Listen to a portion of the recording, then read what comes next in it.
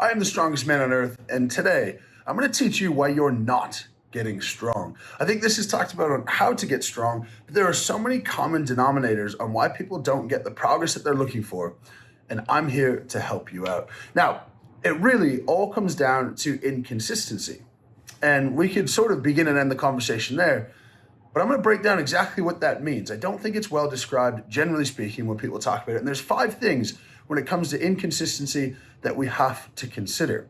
Now, it's not directly all inconsistency. Sometimes it's getting injured. Sometimes it's losing motivation. But it all does tie back to consistency. Stick with me and I'll tell you why. The number one thing is inconsistent training frequency. You cannot go from 2 days a week to 4 days a week to 3 to 5, all in the span of 3 or 4 weeks. The reason for that is that you're going to be changing your volume dramatically week over week. Now, you might distribute the volume in different ways, but in the end, if you're going to the gym 5 times versus 2 or 3 times, it's going to be very different in terms of the amount of work that you can do. My best advice is take the number of days that you know that you can 100% commit to, take those and use that as your consistent. If you want to go in on other days, use that for mobility, use it for recovery, use it for things that's not going to tax your central nervous system. Remember, we're training the central nervous system with strength training. We are not training the muscles per se. This is why you get extremely strong with very little muscle soreness in a low volume, high intensity program. Number 2 is inconsistent movement selection. The 6 fundamental movement patterns in life are push, pull, squat, hinge, overhead press, and carry. Every reasonable program, in my opinion, should include that. Even if the program is powerlifting, you should still be capable of pressing overhead. There's an arguable translation to bench press or not. Regardless, I think it's something that you should train just as a human being.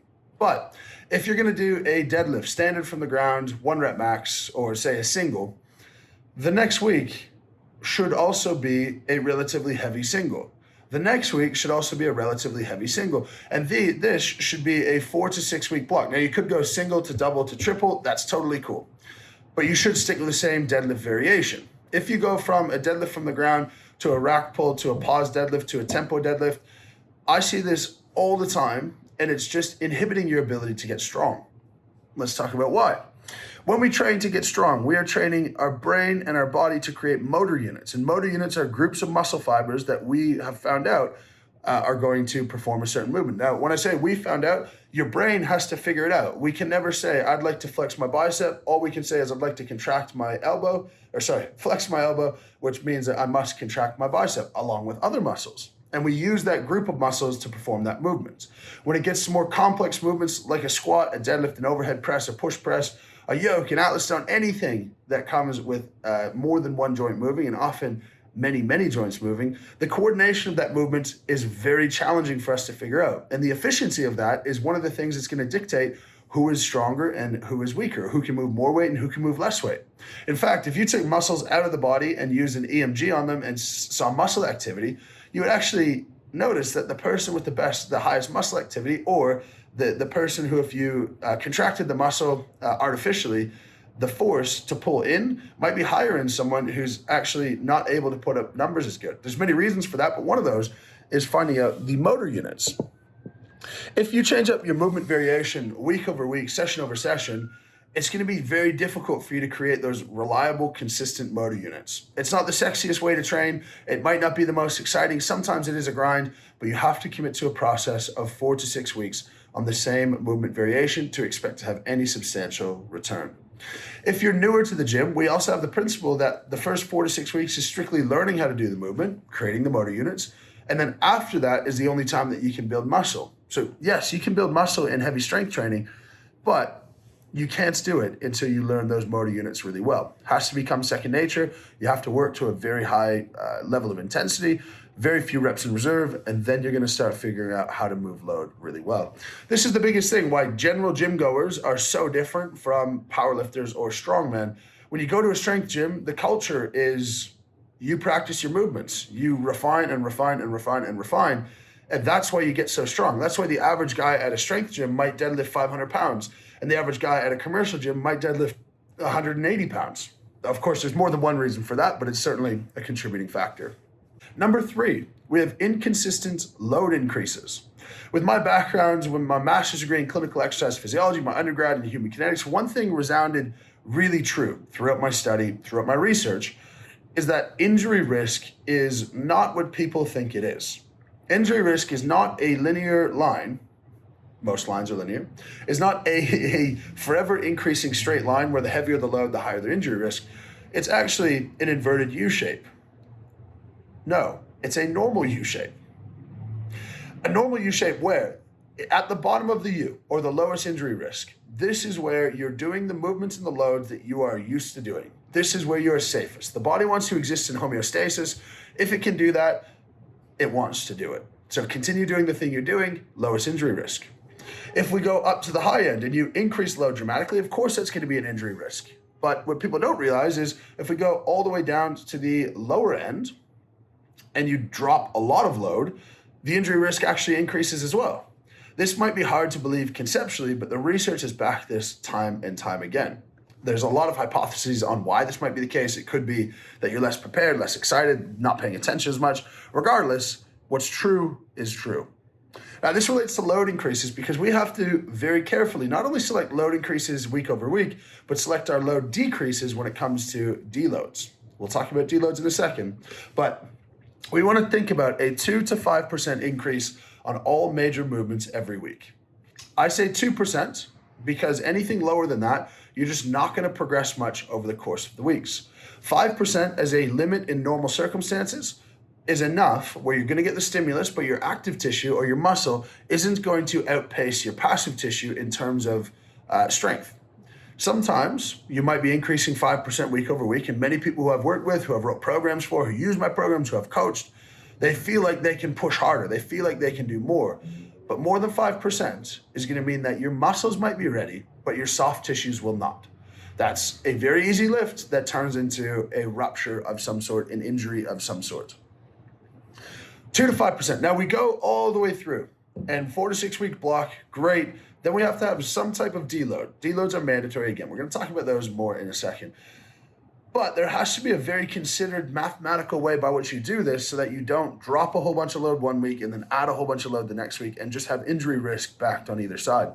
You're going to want to take your loads and drop them by 20 to 30%.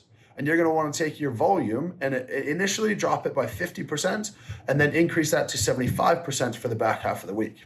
Meaning if you were doing let's say a 4x10, we'll make the numbers easy, a 4x10 or a 4x5 through your training block at 100 kilos, making numbers easy. For your deload, we're going to take 20 to 30% off. So we're going to lift 75 kilos. And instead of doing 4 sets of 5, we're going to do 2 sets of 5. For movements later in the week, we'll do 3 sets of 5.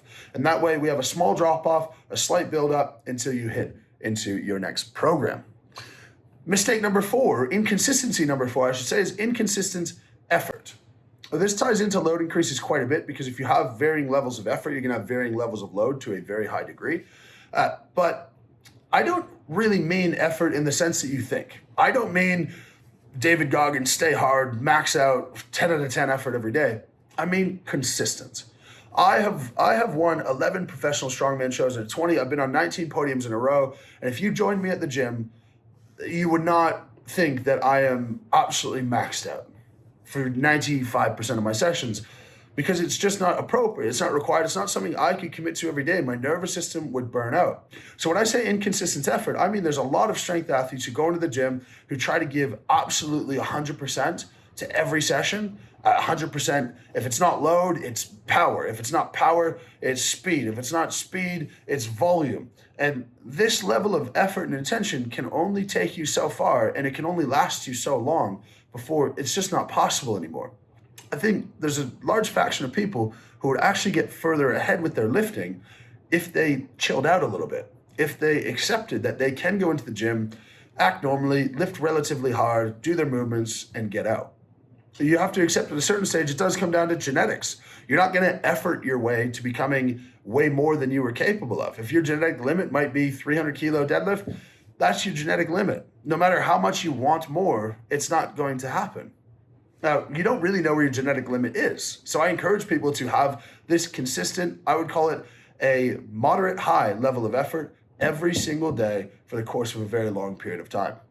The thing that I believe sets myself apart from the lay person, and when I started training when I was 16, 12 years ago, I loved to train, but I never had it as my identity. I never required it to be something that I needed to knock out of the park every day. And I have never missed a training session. I've never missed a set. I've never missed a load, other than if I got injured during the session. It was never I felt like doing it or not like doing it. It was never I feel like doing more, I feel like doing less. And there are times when I calculated go over my weights, but only when I text my coach, he gives approval, and I get a second opinion on if there's a smart thing to do. So, number 4, inconsistent effort. And number 5, inconsistent programming. If you've made it this far in the video and you'd like some more help from me, the links to my programs are down in the description. I also run group coaching where you get a program, a group call, and you can ask me questions with the group on a Zoom call. Check that out in the link in the description and in the pinned comment. But inconsistent programming, there are too many people who will hop from one person's program for 4 weeks to another, to another, to another, and you really have no time to build momentum. It's impossible to guarantee results over any period of time. Personally, I guarantee results in 12 weeks. If you follow my advice for 12 weeks and you don't hit the objective that the program says that you will hit, that's on me. That's a money back guarantee, 100%. And I believe everyone should do that, because if you're listening to advice and you're paying for an outcome, you don't get the outcome, of course, you shouldn't be spending any money on that.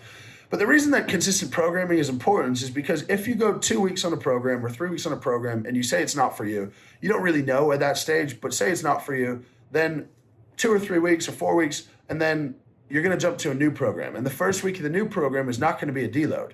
So you're going to consistently over and over and over and over continue to push with different movement patterns, with different training methodologies, with everything different, expecting some sort of short-term gratification.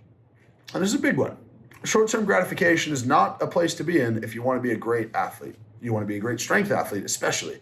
You will not pick up any skill quickly. You will not pick up any skill without a reasonable amount of effort and time dedicated to it, without a reasonable amount of research and investigation into how to do something properly. When it comes to programming, you have to choose someone, a coach, or you can do it yourself, but choose a program from someone who you trust and stick with that for a reasonably long period of time. Reasonably long, of course, is subjective, but I would say 12 weeks is the bare minimum to stick with a single program before deciding if that's the program for you or not the program for you. One thing I just want to tack on to this is during all of these things, implement all of these things, take care of 3 pieces of recovery: life, stress, nutrition, and your sleep. Get those 3 right, and you should be in a really good place. If you start to feel signs of sympathetic fatigue, which are irritability, ask your wife or your husband. Don't try to assess this for yourself. Changes in appetite. If you tend to lose weight, or you tend to struggle to put on weight and you start losing weight, or you struggle to lose weight and you start putting on weight, that is a sign. And sleepiness during the day, or inability to sleep at night. These all indicate that your sympathetic nervous system is firing just a slight level too high than what it should be. For me, this is better than using a tracker, a recovery tracker, because in the end, your feelings of recovery in a sympathetic sense are subjective. You might have a recovery tracker that tells you you're doing horribly and you feel great, but now you have a number that tells you feel horribly, or vice versa. You feel terrible, you get a recovery tracker saying you're good to go, you'll push loads, and of course, that's inappropriate and gonna leave you in a difficult spot. If you haven't subscribed to the channel, you've watched this whole video, do us the favor, it costs you nothing and it makes a big difference to us. Click that subscribe button, and we have a member section for a lot more of this strongman educational strength training content. We have 50 plus hours of members only content over on our members only side. Would love it if you join there. If you have nothing else to say, please leave a moose dropping in the comment, just a period, and we will catch you tomorrow.